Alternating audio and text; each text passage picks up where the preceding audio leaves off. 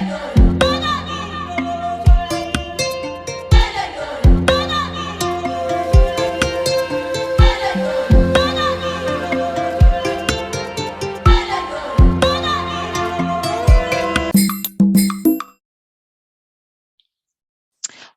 up? What's up to all of my spiritual and holistic family? I hope everybody is taking care of themselves, mind, body, and spirit, because that is what it's all about. And I know I say that each week because it's true. Every week, every day, every hour, as sometimes brings something different and new in our lives. And we're all experiencing and being challenged with a lot of different things. So we want to be able to maintain that mind, body, spirit, holistic, connection, that connection to spirit and to our ancestors. So that's why I say it every single week. So welcome, welcome, welcome to my podcast. If this is your first time joining, and welcome back if you have been here before. I appreciate your support. This podcast is available on Spotify, Apple Podcasts, as well as Amazon Music. So whichever platform is best for you. And of course, I'm on all of the social media platforms. We are on TikTok, Instagram, about to be on YouTube. I'm just kind of organizing things and getting videos together and doing the editing and all that kind of fun stuff. So be sure to follow us. Those links will be in the description here. So today I'm super excited to be bringing a topic to you guys that is very, very near and dear to my heart. So we're talking about how to connect with your ancestors. And this is going to be part one for sure, because there's so many different layers and so many different levels to this. And I definitely want to bring in some experts and so that they can bring their perspective in the very different ways that this can be done. Okay. And so this one is particularly for people of the African diaspora. And the reason I chose that group is look at me, you know what I'm saying? I'm obviously from the diaspora. I'm Caribbean, I'm Black American. And then of course, I've been able to trace my roots back to Nigeria, Benin, and a couple of other places. But my main reasoning for that, obviously, particularly Black people in America, a lot of us are very, very disconnected from our roots due to slavery. Most of us know that. So that's usually holding a lot of us back because they don't know where to start. They don't know how to access their ancestors. There's some sort of fear there for a variety of different reasons. So we're going to break all of that down today, and we're going to get some actual applicable steps that are very easy that you can do to start to reach out to and connect with your ancestors. So of course, I'm going to tell my story because, that's spirit leading me to do that. The ancestors are leading me to do that. I made sure I did my prayer before I got started, so to bring the ancestors in as well as God, to make sure that they are speaking through me as well. So I'm not just on a renegade road and go off track somewhere, giving information that may not be beneficial to you guys. Okay. So let me go ahead and start my journey and let you guys know how it was for me and some of the things that I did to be able to get to the place that I'm at today. Okay. So as a child, and some of you may also resonate with this as well. Okay. Because I truly believe whether or not you are really connected or you're really conscious, our ancestors are always there. Our ancestors are always assisting us in this life. Our ancestors are always guiding us. They're always trying to help us for a variety of different reasons. And we'll get into that a little bit later as well. Okay, so for me as a child, and I spoke about this in a previous episode. Be sure to check that out. I believe it was the truth about shadow work. Me as a child, I was very rooted and connected to the spirit realm. Okay. Now, I was the only one like this in my family because the way that I was raised, we were raised in a strict religious background where there wasn't a whole lot of talk about ancestral veneration or our ancestors and them working in our lives, or hoodoo or traditional African spirituality or ARTs or anything like that. So I consider myself, and definitely being on the path that I'm on, one of the first in my generation. Now, as I started to do some ancestral veneration, I realized that we had a couple of other people, who were also practicing some things, but had to do it very, very quietly because the times didn't really allow for that. Okay. So I was very rooted and connected. I had vivid dreams. I had a very close connection with my ancestors and my spirit guides because, as I explained, my brother and sister were quite a bit older than me. So I had a lot of time to myself, you know, to be in my own world. And I would receive messages from them. They became like best friends of mine. You know, I would talk to them when I was sad, when I needed to be uplifted. They were always there. And this was as a young child. Now I knew nothing about what was happening, who they were. I just knew that it was very comfortable and safe for me. And looking back and reflecting from the time that I can remember, okay, there's memories that I have of when I was a baby, you know, being a baby. I definitely have memories of being like 3 years old, very vivid memories still to this day. So my entire life, my ancestors have been a part of my life, but I wasn't aware of who they were. So I think definitely that really, that and the fact that what my purpose is why I am so in tune, so connected, so spiritual to this day. Okay, so let's fast forward that on up to, you know, my childhood was pretty traumatic. There were some traumatic experiences there. And I don't blame anybody. I blame the fact that a lot of us in the African diaspora, we have a lot of trauma that needs to be healed that's inside of our DNA that has been passed down to family to family to family. So that's a lot of times why we talk about generational healing and manifesting generational wealth, and why a lot of us are the first of anything, because let's face it, we've had 400 years, 400 plus years of slavery and then systemic oppression that is still in existence and is very in existence today and is very dominant to this day. I mean, I don't think anybody could deny that unless they're delusional and in denial. Okay. But those of us who are connected to our African selves somewhat and are experiencing what it's like to be Black in America, we have trauma that needs to be healed and dysfunction all over the place in everybody's family. Okay. So fast forward that on up to my early 20s, when things in my life had kind of gotten really traumatic and really bad, where I had to kind of be pushed into, okay, girl, you're getting off track here. If you don't turn this wheel back around, you may never be able to get it back around. And I'm so grateful for that. So that kind of pushed me and catapulted me into spiritual understandings, because I was so turned off by the strict religious background that I had, and I didn't have any knowledge of anything else.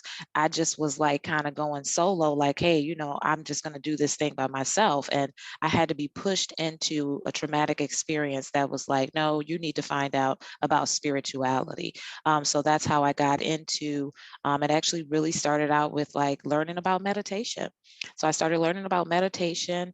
That was huge for me. Okay. That gave me major breakthrough in itself. And I wanted to know more because I was always a seeker ever since I was a child. I was always intrigued by any kind of like magical experiences, magical things on TV, like witches and stuff like that, and casting spells and all of that stuff. I was like really, really all up into that kind of stuff as a kid. So once I got into meditation, that expanded my consciousness, even at a brief little level, to allow me to see things differently and experience life differently. So I wanted to explore more of that. I wanted to know what else is out there, you know, because now I'm finding out that there's more than just this religion that I have been taught and that I have been kind of pushed and forced into. And I don't blame my mom. Like I said, she was doing the best she can do. Like most parents, she was doing what she thought was best at the time. Okay. But we're all individual spirits having our own journey. And essentially, at some point, we're going to branch off and go to seek our own journey on our own terms. And so that's what I was catapulted into. And I'm so beyond grateful for that, because it led me on an amazing journey. That doesn't mean that that journey was all of the light, you know, and all happy and healing and om namaste. There was still trauma that needed to be healed that I was faced with once I started to get healing tools. So I got into spirituality. I got into meditation first. I started to explore. I wanted to know everything. I mean, I got books. I got into crystals. Oh my God, I was so amazed by crystals and the power that they hold from the earth. I got into metaphysics right away. Okay. So that's the beautiful thing about having a spiritual journey once you start to tap into these layers of consciousness, because we all have gifts and abilities that are stored inside of our DNA that go back to our ancestral past, because literally their blood is running through our DNA. So we have access to sacred wisdom and sacred information that you wouldn't be able to access on an earthly, physical 3D reality. So immediately, from meditation to crystals, I jumped into metaphysics, which would be considered a pretty complex topic, especially for a newbie, but my spirit was led there. And there's no doubt in my mind that my ancestors were guiding me along the way the whole time, like, hey, you know, get into this, go to this class, try this, you know, and I was being led, as well as my own intuition as I began to strengthen that and grow that as well. I jumped into tarot cards right away. You know, some of these things I picked up and I put down and I picked back up as well along the way on the journey. So I got into all of these different spiritual subjects, and I started to get into the metaphysics of things. I started to get into law of attraction. So now we're talking manifestation. A lot of these things you'll hear me say are the same thing, just a different name. Once you start to study things a little further and you go on your journey, you'll realize, hey, a lot of the stuff is the same stuff. A lot of the things and the principles actually correlate with a lot of things that are inside of the Bible, that are inside of the Quran, and so forth and so forth. So it's an amazing journey, right? So I got into the spiritual part first. I got into metaphysics like right away. And then from there, I jumped into healing. Because before I could even start to think about, now mind you, my ancestors are still working with me, guiding me. God is always in the picture. God has never left the picture. Even when I decided to kind of detach myself from God and say, I'm going to go ahead and do this on my own, God was always just laying there wait, like, hey, you know, whenever you're ready, I'm here, decide, you know, that's how it's going to be. But as long as you're on this path of discovery and seeking, I'm gonna leave you alone. I'm gonna let you catch your lessons like you need to catch your lessons.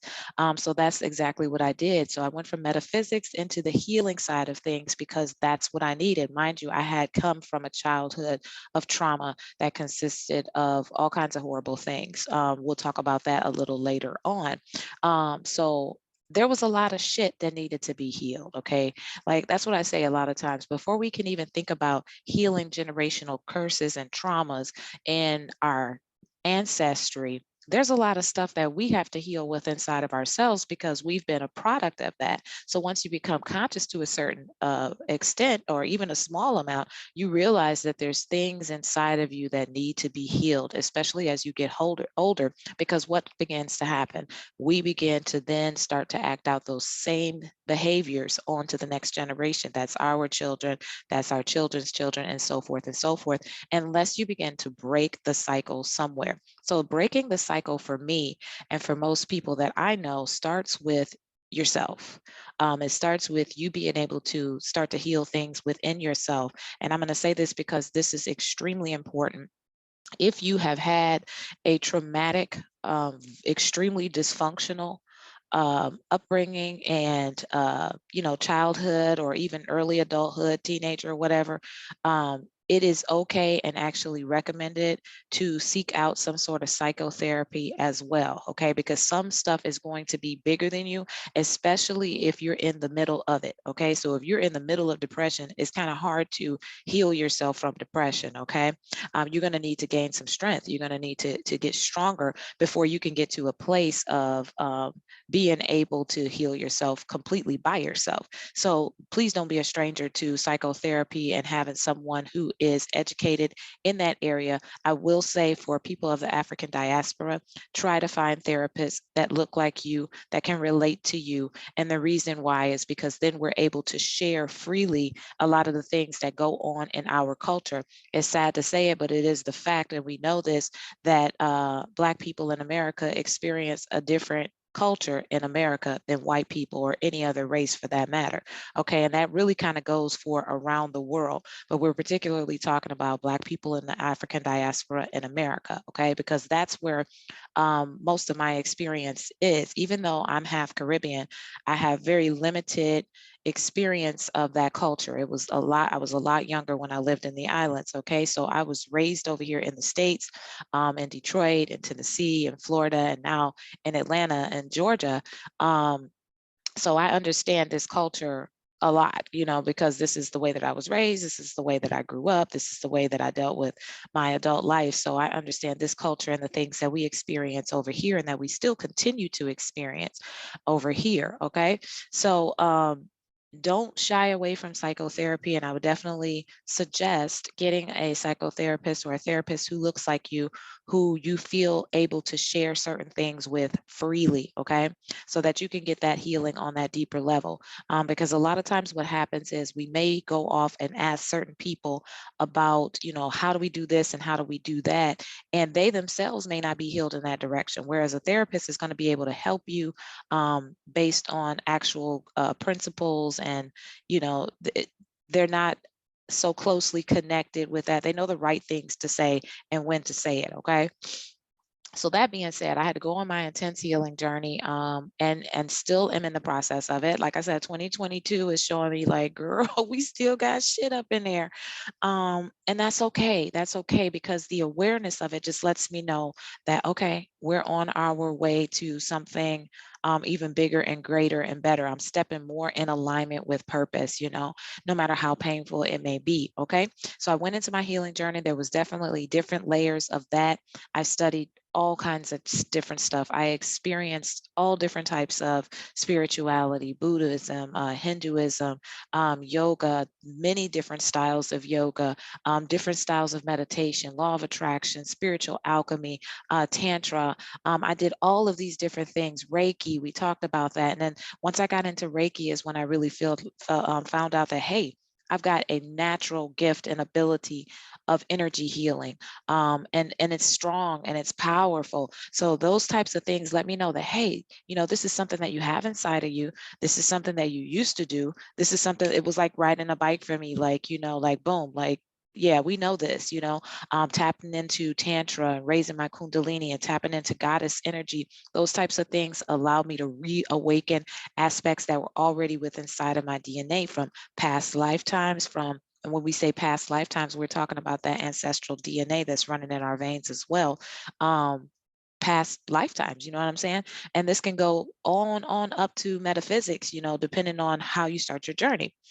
So I got into traditional, I always say traditional African spirituality. It just works better for me for some reason. I just always say that and always have, versus ART, which is African religious tradition, something like that, art, whatever. So I always just say traditional African spirituality because, I still have a little piece of me, I must admit, that kind of shies away when you say religion, based on my experience. So that's something I'm working on. I definitely respect the different religions. I respect other people's choice and their path and how they do that. But for me personally, the word religion for me kind of rubs me the wrong way.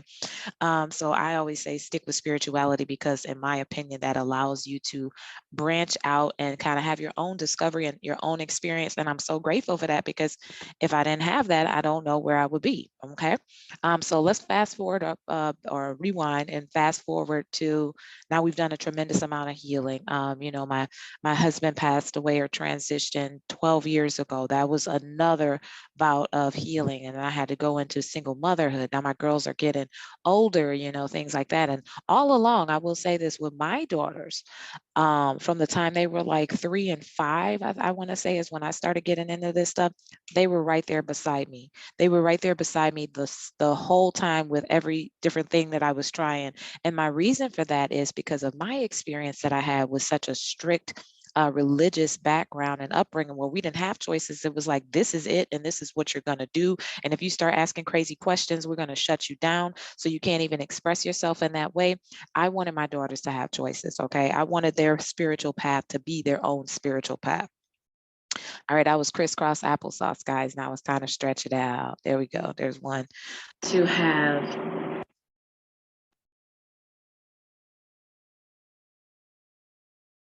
Okay, guys, so we won't be doing too many more leg changes because that just damn near screwed up the whole recording. But anyway, so with my daughters, I wanted them to be able to have choices. I wanted them to have experiences. I wanted them to participate in a lot of different things. So they actually got to be like right beside me.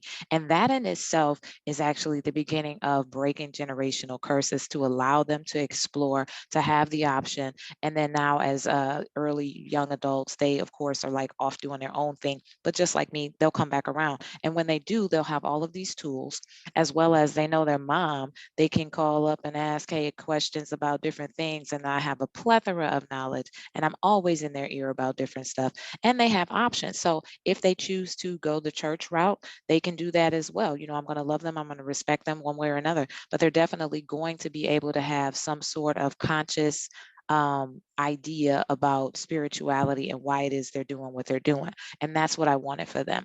Okay, so let's fast forward on up and to really getting to know my ancestors, okay? Because throughout this whole time, my ancestors were there, but they were kind of like in the background because that's where I had them. I could hear them, and within my intuition, I would talk to them. I have a relationship with them. They joke, we joke together. You know what I'm saying? They're very outspoken and things like that. But I still never connected the fact that this was my ancestors. And the reason why is because I jumped into a lot of spirituality from a lot of other different cultures that were similar to what you do in African spirituality, but none of them really connect on the, connecting with your ancestors to really start to grow into the next phase. Okay. So about 2014, I kept feeling this strong pull. I felt like I had learned so much. You know what I'm saying? I knew a lot of information at a young age. So I've been on this path and this journey consciously, basically my entire adult life. Okay. I think I got started at 23. So the whole thing, and I've been on it. So my whole entire adult life, I've been on this path. So I started feeling about 2014, like, I feel myself being called to my African roots. And people thought I was crazy, the people I was around, because they weren't on that. And I was like, yeah, I could just feel like, something's calling me back to my African roots. But definitely that's exactly what was happening. And I ended up getting to a festival. It was an Ifa festival, just random. Okay. Like it was on Facebook. I didn't even know these people. And it was like a traveling event. And it was like a 2-3 day event. And I was just like, yeah, I'm going. I got the tickets, grabbed my girls up. We got our tent and our food and stuff, and we went. I had no idea what to expect. I had nothing. I just was being pushed to this event, and I'm so grateful that I did, because from there, that's when I started learning about our ancestors, and I started learning about, the African connection. I started learning a plethora of information, and it just was like, it just really opened up another portal that had been missing. So for me and my journey, I felt like all of that needed to happen because I needed to get the spirituality down. I needed to work on the healing. I needed to tap into some of my gifts. I needed to understand the metaphysics of it.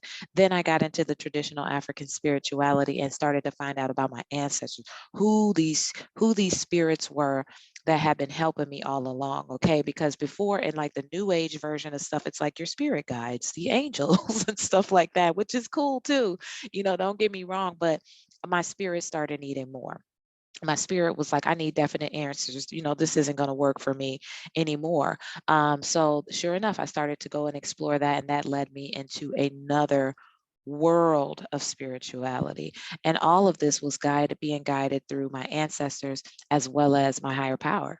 So I was like, wow, once I started to open up that door, I was like, my gosh, there's a huge aspect of spirituality that I wasn't getting from all of these other cultures, which a lot of this stuff originated over here from Africa. So I was just like, and from there, I started to find out about myself. Okay. So I started to find out about Sankofa, basically going back to where I came from to understand where I'm going. Because as people of the diaspora, particularly in America, because other cultures, other Black people in other cultures, they had some sort of connection to their roots still. Whereas us in America, we were completely ripped away from all of our culture, for the longest. I mean, we just got Juneteenth back on the map, you know what I'm saying? So for the longest, we were completely ripped away from any of our spirituality, any of our cultures, any of our foods, all different types of culture or anything that identified as us and from our African self was removed from us. So when you are a spirit that is trying to exist, what you start to do is you start to assimilate. You start to be like a chameleon. You start to go around being and acting like different things just to fit in. And that makes it a very uncomfortable experience for your spirit, because now you're doing things that maybe you shouldn't be doing, that doesn't have nothing to do with your DNA or your lineage or your bloodline, you know. So, and that's just the American way for Black people. We're constantly trying to assimilate and trying to become something to be accepted, and really it's never enough.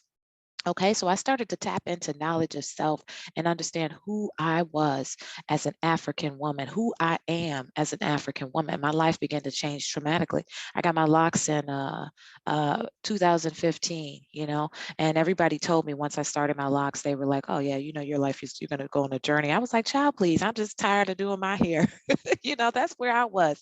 I had, you know, ruined my hair so much, you know, and so that was a journey in itself. You know, I had to get comfortable with loving myself as I am. You know, I'm a dark-skinned sister. I had to get into comfortable with understanding the importance and the power of my melanin, you know, loving that, my big lips, my big nose, my very African features, my 4C hair, you know, that in itself was some unwinding to do.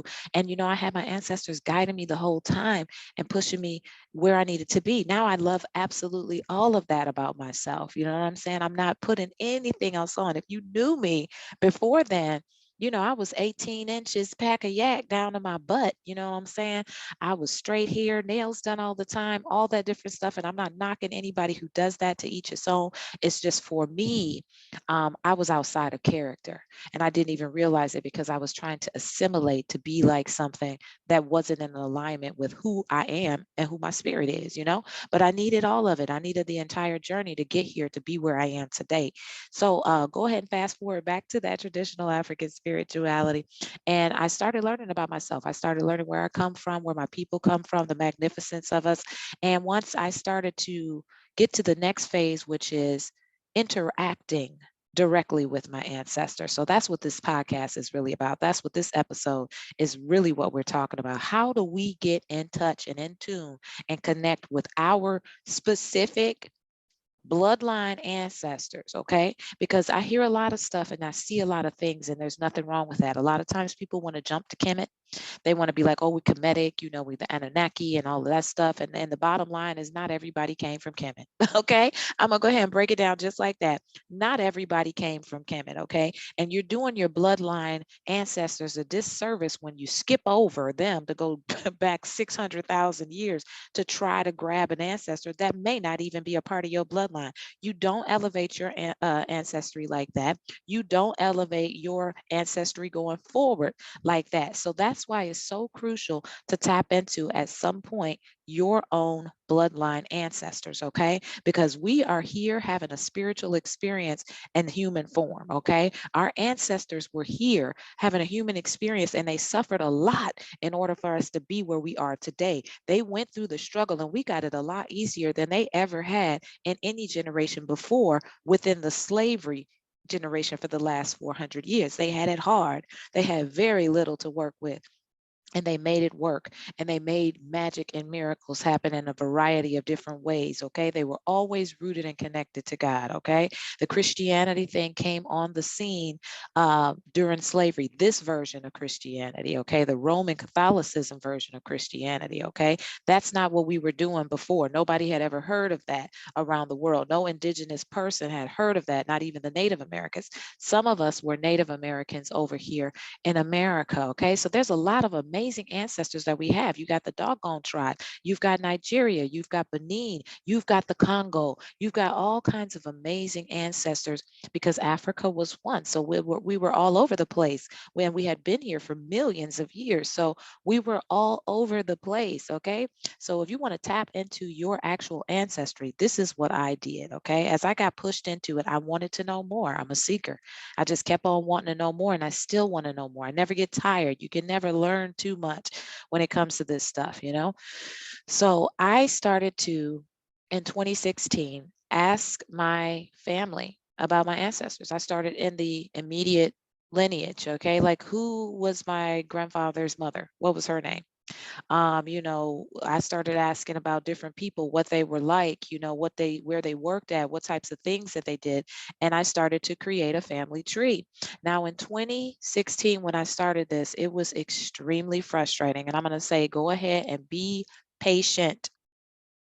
Be patient with your family, because you got to realize this is like busting a paradigm up and opening a gate of consciousness that they may not have opened up, may not be ready for. It may not be for them to. So I had a lot of people who did not care. Like, bottom line, they straight up did not care, because like I said and explained, I'm one of the first in this bloodline in a long time. Now mind you, I'm one of the first. My great grandmother was definitely somebody as well. But back in the 20s, she didn't have no, she didn't have no internet, baby. She didn't have access to books. There wasn't people writing certain things like this where she could get direct, you know, contact in. She was working with the roots. She was working with what was taught to her, and she had to be secretive about that. So my great grandmother was a very spiritual woman, like a lot of people in my family, I found out, okay? A spiritual woman, but never went to church. She would always read her Bible, knew her Bible very well, but never went to church. And my grandmother on my mom's side, same way. She rarely went to church. I think I seen her go to church like 1 or 2 times, and that was it my entire life. But baby, she know her Bible, okay? So now my mother, on the other hand, my mother is very spiritual, but she's very knows her Bible, and she's also very religious, okay? My dad is very spiritual, and he's also very religious. And then you come back around, and here I am coming down on the scene, and I'm very spiritual, but not religious. Okay. So there's something to do with that spirituality that runs through my veins and my DNA, that possibly will run through my girl's DNA as well, depending on who our lineage is. Okay. So I started asking my grandmother, I started asking my mother, they did not care. People did not care, honey. I was like in tears, literally crying, like, this is a damn shame that nobody cares about where we came from. I was hurt. It was almost as if I could feel the pain of my ancestors who hadn't been venerated by their family, who hadn't been brought up and lifted up energetically in so long. Now let's go ahead and fast forward that. I never gave up. I kept on asking. And throughout the years, as I was asking, more and more people would come up. I get their names. I started a free family tree on familytree.now.com. And I started adding people. I started plugging people in. I started putting up dates. I started finding people. Okay. I was able to find that one, my great grandfather's father was a free Black man. I started to find out that people were from New Orleans. Okay. So a lot of roots over there from the Louisiana area. I started finding out we got a lot of family from the California area, the close to the Mexico line, you know, a lot of the Aztec, you know, I used to have dreams about this. So a lot of the dots started to become connected. And the more I started asking my family about these family members, the more they started remembering people. Okay. So I started out in 2016 with, I think, a small little handful, hardly nobody on my mama's side. My daddy was actually able to give me more information about his side. My side was looking real pitiful because it was the American side. Okay, my dad's side, I was able to trace back to Nigeria. Boom, my grandfather, he was bought over as a slave, and he was a lot older than my grandmother. So that's what made that easy to track down. So boom, now I have my connection to straight to the motherland. You know what I'm saying? So don't give up, and don't be upset with your family. You may have to be the one who taps something inside of them that ignites something in their spirit that helps them to remember. Okay. And in this process, while you guys are doing this, you guys are elevating your ancestors. Okay. At that point, they're like, wait a minute, somebody calling us, somebody talk about us. What? We ain't heard nobody talk about us in like 200 years. You know, so that's a real exciting thing. Now, fast forward to this year and 2022. My grandmother, I was talking to her a couple of years ago, and she said, oh, you know what? We had a genealogist in the family that actually traced a whole family tree of your great granddaddy that went all the way back to royalty. Okay, Asheo, I was so excited, right? And she was like, I don't know her number, you know? So I was like devastated, but I take fast forward up to the January of this year. For some reason, this aunt, this cousin, I guess she would be like a third cousin of mine. She transitioned a couple years back. She had that list, and her son reached out to my grandmother and was like, hey, she had this list. I don't know what to do with it. Do you want it? And she was like, yeah. And she got the list, honey. And guess who has it now? On that list had 75 ancestors' names, where they lived. It explained my connection to the roots when it comes to Louisiana, when it comes to California, why I feel a certain way when I step my foot on that soil, why I tapped into some of the other things that I'm into now, as far as the hoodoo and as far as the Ifa, as well as some of the voodoo and things like that. It's all interconnected. And this all started on me just randomly going to this Facebook thing, this EFI event on Facebook in 2014. Me being diligent and asking about my ancestors from family members and finding out that, hey, in the beginning they didn't know, and I never gave up and I kept in on them. And I always was the one to be like, hey, what about your grandmother? What about your mom? What was her name? And finding out and helping them to remember more and more people. Okay. So I started to tap into my direct line of ancestors. And the one that I never forgot from the time I was 11 years old was my great grandmother, because we always had this connection without even saying words. We both were very energetic like that. I described the child I was. She was a very peaceful woman, very sophisticated, very classy woman. And she used to babysit me when my mom and dad went to work briefly. And I just loved our experience because it was just quiet. We didn't need to say words. It was like we had an energetic communication with one another, and that was enough for us. And I was very connected to her on up into her older age once she became bedridden and things like that. And I would sit with her. And so when she transitioned, it really hit me hard. And I never forgot about her. And I always stayed rooted to that particular ancestor. That's all I had before I knew anything about no ancestry. And I always would call on her, and I would always venerate her. And that's who I had until we were able to start to tap into some more. And I went further on my journey. So as you can imagine, my great grandmother's at the top of that list when I'm calling my ancestors. And she's beyond proud of me. And I'm so grateful for them all, because throughout the whole journey, they were guiding me. They were guiding me where I needed to be. They were guiding me back into creating my relationship with God, which was powerful. So having God and having my ancestors, man, I mean, that's just unbelievable. It gives me so much sense of self and understanding, and helps me to have greater understanding of what I'm doing here, what my purpose is, what my role is in this family, and things like that. So let's talk about applicable ways that you can connect with your ancestors. So I just gave you one, which is probably the most simple. Start asking your family. Okay. Start asking your family about your ancestors, asking what their names were. Start writing these things down, what their names were, what they did, where they lived, and start to look up information online. Okay. If you can get into some obituaries, things like that, some birth and death records, start to tap into some of those things. And then you will be able to have some sort of sense of who you're calling. Okay. Now, I will say this, there are some of our ancestors that were on this planet and on this earth who weren't exactly the best people when they were here. Okay. These are not exactly the ones that you want to be working with. Okay. I have a particular ancestor who's close. And actually, the ancestors that I work with are the higher ascended ones when I'm doing certain work. Okay. But when I'm giving offerings and things like that, I'll give them, I have a list in the scroll that of them all pretty much. But there's certain ones I never call on because I know that they weren't good people when they were here.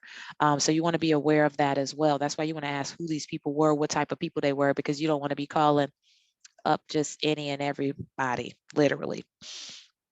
So that being said, that's one way that you can reach out and connect with your ancestors, okay? The other way is by creating an altar, because some people will not have access to that, okay? Some people won't have any access whatsoever, um, to be able to get the information from their family. So you may have to start with nothing, like a lot of us did, okay? But trust and know that once you start to tap into connecting with your ancestors, they're going to assist you. They're going to help you. They're going to be so proud of you. They're going to try to do anything they can to reach you, to give you what it is that you need, okay? Whether that be through dreams, whether that be through heightened intuition, And if you're serious about it, they're going to know. Okay. When you're ready, they're going to know. Okay. So one of the things that you can do is you can create an altar. Okay. And I have a picture. I'm actually going to drop that down. Actually, I'm going to put that up on my Instagram. I'm going to make y'all come over there to Instagram and see that altar. It's very simple because the place that I'm in right now, I'm in a temporary space right now while I'm waiting on my permanent space to be ready. So it's very simple, and I had to work with what I had. That's why I was like, you know what, let me take a picture of this, because a lot of times you see stuff online on social media and it's all tricked out, and you look at it, you're like, I could never, I can't do anything like that. This is really simple. This is really basic. This is something that anybody can do. You can also do a shrine, which is going to be outside. It could be down on the floor. Mine is a table, white cloth, fruit. I've got a plant on there. They love black coffee. Always keep a glass of water on there, and I have a holder for incense. Okay. And then I also have a scroll that has all their names on there, as well as some money. Okay. So it's very simple. Be sure to check out my Instagram at Holistic and Spiritual AF Podcast. I had to do the whole thing for Instagram. They was tripping in order to see that picture, to get an idea of that. Okay. Or I may put it up on YouTube. So we'll just see about that. But it can be very simple. And this is going to dedicate some time for you to be able to ask questions and ask them, and try to get in contact with them and get some names and see how that correlates with the information that you do. So once you set up this dedicated space, something that I like to do regularly is to do intuitive journaling. So I'll ask a question. If it's something that I want to know about what's going on in my life, I'll ask a question. And then I'll meditate for a while in front of that altar. Now, I've done some things before that, but I'm not going to talk about that on this particular episode. So I'll have done some things before I start asking for shit, okay? Because it's just like anywhere else. Don't go running around asking for stuff and you're not offering anything, okay? Because this is energy exchange, okay? So I'll have done some offerings and some candle burnings, incense, different types of things. And then I'll have my journal. I'll sit in front of there. I'll meditate on that question that I asked them. And then I start to write. So for those of you who maybe cannot hear right away exactly what it is that they're saying or the messages, writing is another gateway to the spirit realm that is very powerful. It's also a gateway to the subconscious as well. So I've been doing that type of work and the work in Hoodoo and Roots for about almost a year now, like every day consistently. And there's so much growth behind that. And this all started with connecting with my ancestors, because I found out what's in my DNA. I found out the different pantheons that my family rocks with. Now, I just explained to you, we've got Nigerian roots, I've got Benin roots, I've got Congo roots, I've got roots from Louisiana. I think we all kind of know like what kind of roots go down over there, as well as California, that Aztec, and right there by that Mexico area. Also a lot of indigenous Native American energy and ancestry as well. So I've got it honest. A lot of shamans in my bloodline, a lot of healers in my bloodline. So a lot of intuits, a lot of the things that I gravitated towards and that I actually practice in my life today. So that's the importance of connecting with your own ancestors, because it's going to allow you to do what you're supposed to be doing. It's very specific to you and your bloodline and your lineage, how you're going to be able to venerate them, how you're going to be able to dress your altar, how you're going to be able to receive information, the type of divination tools that you'll use, if you'll even be using those types of things. Okay. So once we start seeing stuff online that's very commercialized, oils and different kind of spells and rituals you can be doing, nothing replaces connecting with your own ancestors, because once you start tapping into what somebody else is doing, that may be specific for their bloodline. And that also is the lazy and easy way out. Okay. Do what it takes to connect with your ancestors. I promise you it's going to be worth it. My spiritual journey has been nothing short of amazing. I got to check my time, guys. Nothing short of amazing. And I'm so grateful for it. Okay. So those were the two ways that I wanted to show you, tell you about. A, asking your family members about your ancestry. Two, is actually, I guess B is going to also be creating an altar, a very simple altar. I'll have a picture of that up on the Instagram profile, and I'll also add it into the video at the end of the video on YouTube. Also, another way is visiting grave sites. Okay, so if you have access to a family cemetery, or you're still in the city or the state where some of your family was buried, that's a great way to go and connect. So yeah, nothing replaces actually tapping into your own ancestry and connecting with them. And that's going to give you so many answers, so much clarity. It's going to allow you to start to create a working relationship with them, where they're there to assist you and guide you on your journey in this life, because they want to help us. Okay, we have more access to our ancestry than they did, and because we've been uprooted and pulled away from it, it's been less accessible. Actually, it's more accessible for us now, but it's more forgotten for us. Okay, so hopefully you guys got some value out of that. There's so much more I could talk about with this one, but like I said, I want to have other people and experts as well share their perspective. So I'll probably have a part 2 as well as a part 3 to this, but I definitely wanted to tell you guys a little bit about my journey, and I still left like a huge chunk of it out because it just would have been too long doing this thing by myself. Okay, so just know that connecting with your ancestors is extremely powerful, particularly people of the African diaspora in America. This is how we heal generational trauma. This is how we break generational curses. Once we do those things, then we can tap into creating generational wealth, and therefore instilling this in the generation that comes forward. That's our children, that's our grandchildren, that's our great grandchildren. This is how we heal, guys. This is how we become free. Okay, so this is what you got to understand. You got to do the work, and you got to tap into your own ancestry. All right, guys, that's it. Until the next episode. Peace.